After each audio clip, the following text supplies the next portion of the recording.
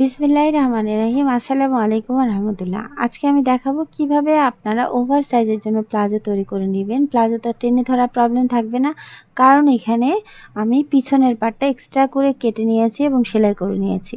এবং এখানে যে আমি ওভার সাইজের জন্য প্লাজোটা তৈরি করে নিয়েছি, এখানে কিন্তু আমি কোনো ধরনের কোনো পট্টি ইউজ করিনি।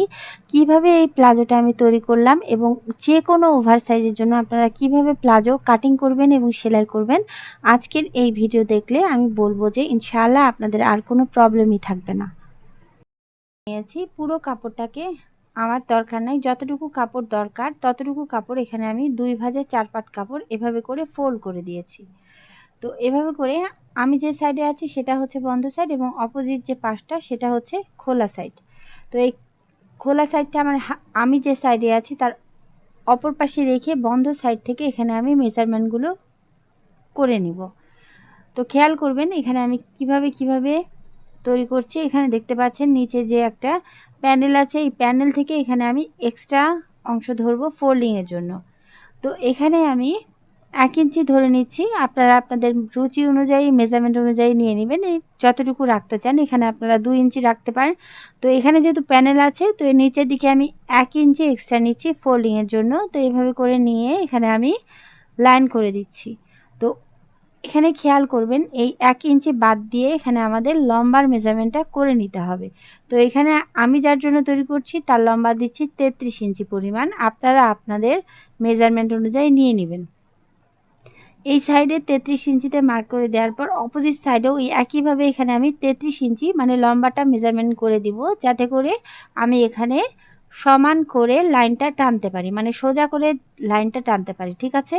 তো আলহামদুলিল্লাহ এখানে আমি লাইন টেনে নিয়েছি।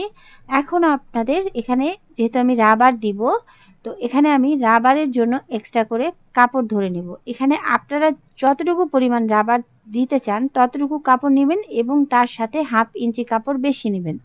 তো যেহেতু আমি এখানে 1.5 ইঞ্চি প্রস্থের রাবারটা দিচ্ছি, যার কারণে এখানে আমি 1.5 ইঞ্চির সাথে 1/2 ইঞ্চি যোগ করে দিয়েছি এবং এখানে আমার হয়েছে 2 ইঞ্চি এক্সট্রা। তার মানে এখানে আপনাদের রাবারের ফোল্ডিং এর জন্য রাবারের উপর ডিপেন্ড করবে। ঠিক আছে? রাবার যতটুকু হবে তার থেকে আপনারা 1/2 ইঞ্চি বেশি নেবেন। তো এখানে আমি নিয়ে লাইন করে দিয়েছি। তো এখন আমাদের কোমরের মেজারমেন্টটা করে নিতে হবে। যখন আপনারা কোমরের মেজারমেন্টটা করে নেবেন, যার জন্য তৈরি করছেন তার হিপ রাউন্ডটা আপনাদের জেনে নিতে হবে। এখানে আমি যার জন্য তৈরি করছি তার হিপ রাউন্ড 40 ইঞ্চি। 40 কে 4 দিয়ে ভাগ করে দিলে মানে 40 কে 4 দিয়ে ভাগ করে দিলে এখানে যত ইঞ্চি হবে তার 1 ভাগ নিতে হবে এবং তার সাথে লুজ ধরে নিতে হবে। ঠিক আছে? তো এখানে আমি 40 কে 4 দিয়ে ভাগ করেছি। এখানে আমি 1 ভাগ নিচ্ছি প্রথমে, 10 ইঞ্চি হয়েছে এবং তার সাথে আমি লুজ দিয়ে নিব 4 ইঞ্চি পরিমাণ। আপনারা এখানে 5 থেকে 6 ইঞ্চি পরিমাণ লুজ দিয়ে নিতে পারেন। তো এখানে আমি 4 ইঞ্চি দিয়েছি। যখন আপনারা ওভার সাইজের জন্য তৈরি করবেন তখন কিন্তু আপনাদের ওভারভাবে এক্সট্রা বা লুজের জন্য কাপড় ধরে নিতে হবে। তো এখানে আমি 4 ইঞ্চি ধরে নিয়েছি, তার মানে এখানে আমাদের 14 ইঞ্চি কাপড় ধরে নিতে হয়েছে। তো নিচের দিকে ওই একইভাবে এখানে আমি 14 ইঞ্চিতে মার্কিং করে দিচ্ছি, যাতে করে এখানে আমি লম্বা লাইন টেনে নিতে পারি বা সোজা লাইন টেনে নিতে পারি। তো এখানে আমি লাইন টেনে নিয়েছি। এখন আমাদের ক্রচের বা হাইয়ের যে মাপটা সেটা বের করে নিতে হবে। তো এখানে আপনারা হাই বা ক্রচ লাইন কতটুকু দিবেন সেটা ডিপেন্ড করছে আপনাদের ওই একইভাবে হিপ রাউন্ডের উপরে।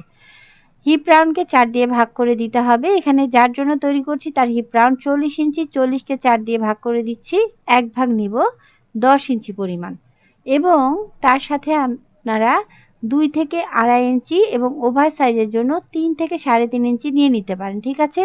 তো এখানে আমি 10 ইঞ্চি নিচ্ছি first of all, then extra করে নিচ্ছি 2.5 ইঞ্চি পরিমাণ। এখানে আপনারা ওভার সাইজের জন্য 3 থেকে 3.5 ইঞ্চি 4 ইঞ্চি পর্যন্ত নিয়ে নিতে পারেন। ঠিক আছে? আমি আবারও বলে দিলাম। তো এখানে আমি নিয়ে নিয়েছি 12.5 ইঞ্চি পরিমাণ। খেয়াল করবেন আমি কিভাবে এই প্লাজোটা কাটিং করে নিচ্ছি, খুবই খেয়াল করবেন। ঠিক আছে? তো এখানে যতটুকু পরিমাণ হয়েছে আমি আমার দিকে ততটুকু পরিমাণ এখানে মেজারমেন্ট করে দিচ্ছি। তো এভাবে করে মার্কিং করার পর এখন আমি এখানে লাইন করে নিব। এভাবে করে যখন আপনারা মার্কিং করবেন তখন কিন্তু আপনাদের লাইনটা সোজা হবে। ঠিক আছে? তো এখন আমাদের ক্রচের বা হাইয়ের শেপ নেওয়ার জন্য এখানে আমাদের এক্সট্রা করে কাপড় ধরে নিতে হবে। এখানে কতটুকু কাপড় নেবেন, এখানে যেহেতু আমি ওভার সাইজের জন্য তৈরি করছি, এখানে আমি 3.5 ইঞ্চি পরিমাণ নিচ্ছি। আপনারা 4 ইঞ্চি পর্যন্ত নিয়ে নিতে পারেন, 4.5 ইঞ্চি পর্যন্ত নিয়ে নিতে পারেন। ঠিক আছে, এখানে কিন্তু আমি পট্টি দিব না, এটা কিন্তু পট্টি ছাড়া প্লাজো, এবং সামনে পিছনে এখানে আমি সমানভাবে বসিয়ে নিয়েছি এবং এখানে আমি শেপ দিয়ে দিচ্ছি। এখানে যখন আপনারা শেপ দিবেন খেয়াল করবেন, ওভার সাইজের জন্য যখন আপনারা তৈরি করবেন বা যে কোনো সাইজের জন্য, তখন কিন্তু এখানে আপনাদের লাইট করে বা হালকা করে শেপটা দিয়ে নিতে হবে, ডিপ শেপ দেওয়া যাবে না। ঠিক আছে, তো এখন এভাবে করে শেপ করে দেওয়ার পর এখন আমি মুহুরি মেপে নিব। যখন আপনারা লোয়ার ভলিউমটা মেপে নেবেন তখন যতটুকু আপনাদের এই ক্রস লাইনের যে শেপ মাপটা হয়েছে ততটুকু পর্যন্ত নিয়ে নিতে পারেন। তো এখানে আমি ততটুকু পর্যন্ত নিব না, এখানে আমি মুহুরি দিচ্ছি 13.5 ইঞ্চি পরিমাণ। ঠিক আছে, আপনারা এখানে আপনাদের পছন্দ মতো দিয়ে নিতে পারেন। এখানে আপনারা 10 ইঞ্চি দিতে পারেন, 8 ইঞ্চি দিতে পারেন, এই মানে এটা আপনাদের উপর ডিপেন্ড করে। ঠিক আছে, তো এখন আমি নিচের দিকে একটু কার্ভ করে নিয়েছি, মানে নিচের দিকের ওই যে এক্সট্রা অংশে যখন আপনারা লাইন করবেন তখন কিন্তু একটু কার্ভ করে দিবেন। এখন আমি এখানে হালকা করে একটু শেপ করে দিচ্ছি। প্লাজো তৈরি করা খুবই সহজ ব্যাপার। এই নিয়ম ফলো করে আপনারা কিন্তু ওভার সাইজ মানে হচ্ছে আপনার 40, 50, 55, ঠিক আছে, ওভার সাইজের জন্য প্লাজোটা তৈরি করে নিতে পারবেন। আর যখন আপনারা প্লাজো তৈরি করবেন তার মানে সাইজ মানে বুঝতে হবে আপনাদের হিপের যে রাউন্ড সেই রাউন্ড অনুযায়ী আপনাদের কিন্তু নিয়ে নিতে হবে। তো এখানে আমাদের পিছনের দিকে কিন্তু বেশি থাকে, তো এখানে আমি পিছনের দিকে 2 ইঞ্চি পরিমাণ বেশি করে নিব। খেয়াল করবেন এখানে আমাদের কিন্তু সামনে পিছনে দুই পার্টি আছে, এখানে প্রথমে আমি 2 ইঞ্চিতে মার্ক করে দিচ্ছি। তো এখানে আমি 2 ইঞ্চিতে মার্কিং করে দেওয়ার পর এখানে লাইন করে নিচ্ছি। যেহেতু আমাদের সামনের থেকে পিছনের সাইডটা বড় হয়, তো এখানে আমি 2 ইঞ্চি এক্সট্রা কাপড় নিয়ে নিয়েছি। এখন আমি প্রথমে এই দাগ অনুযায়ী কেটে নিব। তো এখানে আমি স্টেপ বাই স্টেপ আপনাদের বুঝিয়ে দিব, একটু ভিডিওটা না কেটে প্রথম থেকে শেষ পর্যন্ত দেখুন। তো এর মধ্যেও আপনারা যারা বুঝতে পারেননি বা বুঝায় একটু অসুবিধা হয়েছে আমাকে কমেন্ট করে জানাতে পারেন, আমি ইনশাআল্লাহ আপনাদের কমেন্টের উত্তর দিব।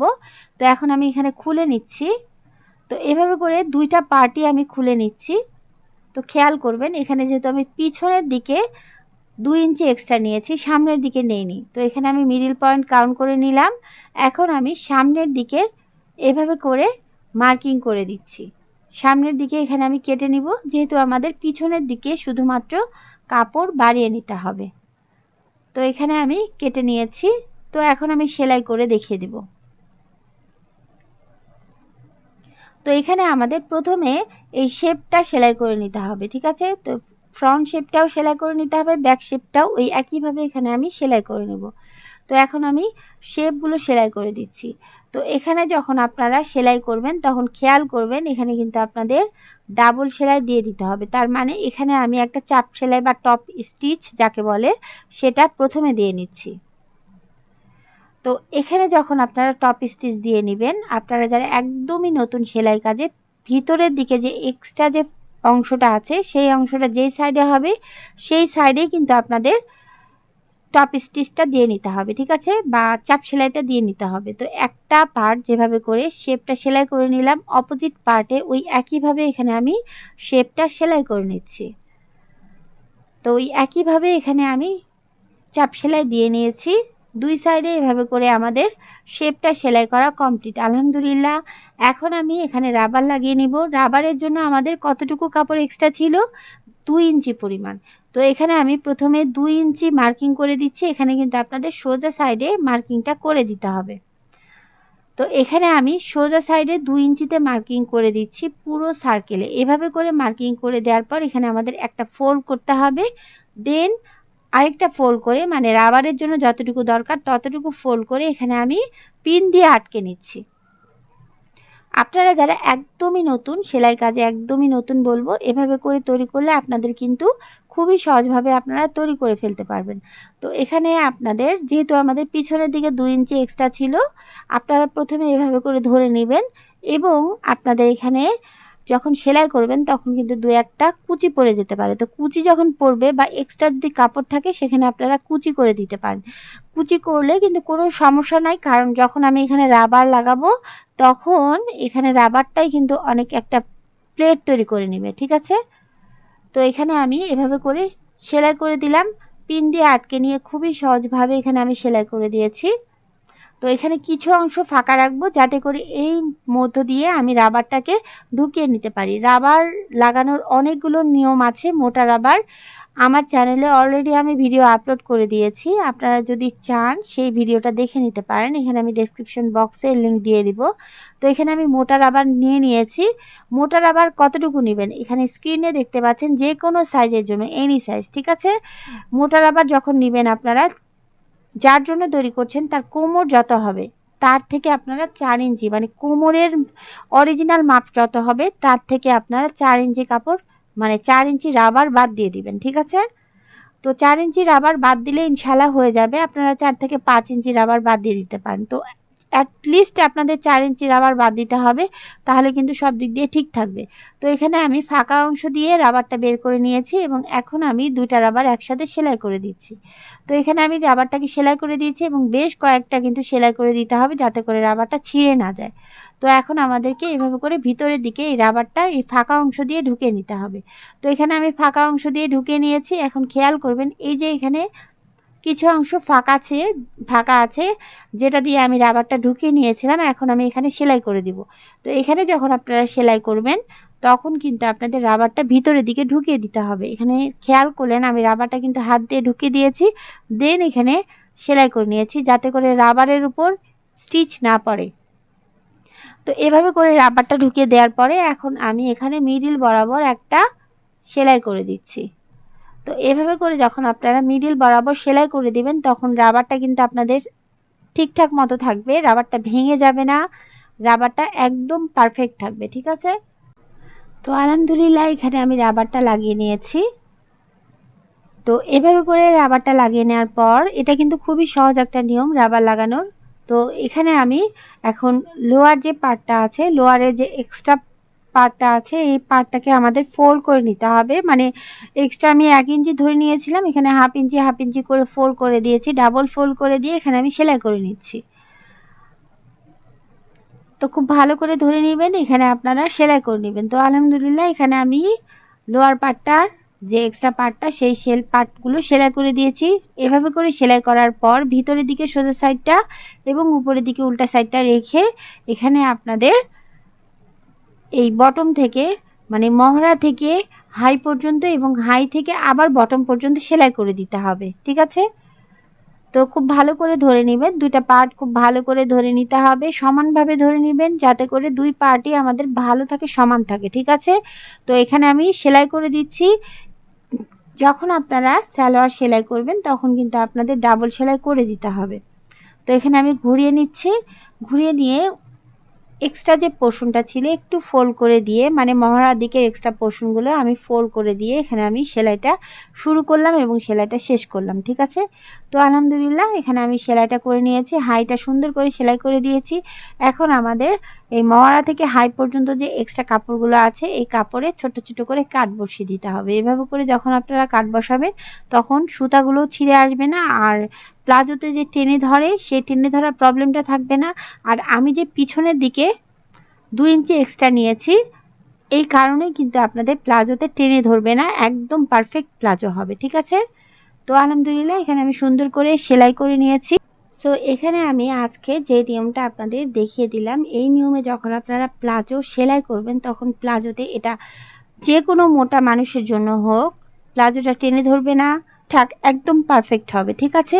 তো আজকের ভিডিওটা ভালো লাগলে আমার চ্যানেল সাবস্ক্রাইব করে পাশেই থাকতে পারেন এবং পাশে থাকা বেল লাইক বাটনে ক্লিক করে অল ক্লিক করে দিতে পারেন যাতে করে নেক্সট আমি কোনো ভিডিও আপলোড দেওয়ার সাথে সাথে আপনারা দেখে নিতে পারেন।